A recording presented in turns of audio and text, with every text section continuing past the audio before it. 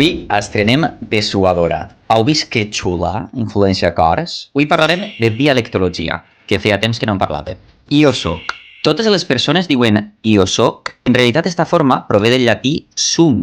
I a les Illes Balears i Pitiüses i al Rosselló diuen jo som, que de fet té molt més de sentit. Només que al Rosselló esta O pot pronunciar-se U, sum, i també té la variant sun. Podrien confondre el singular i el plural? No, perquè diuen som simpàtic, som simpàtics. El procés evolutiu feu que la M caiguera i llavors es transforma en so, que és com en diuen a l'Alguera.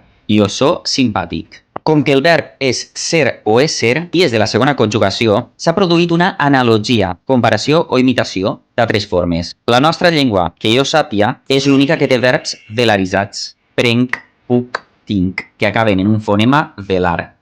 K. Llavors, so prengué esta C, soc, i ja el tenim. Però en algunes localitats, com Guardamar del Segura i la Franja d'Aragó, per analogia amb jo siga, han fet jo sic simpàtic. I una variant a propet del Pirineu aragonès, jo sigo. I aïlladament podem trobar jo sou simpàtic, sou simpàtics. No sé fins a quin punt a les Balears i Pitiüses és normatiu som simpàtic, però en tot cas, dis-me com ho dius tu en la teua localitat. Au, cacau.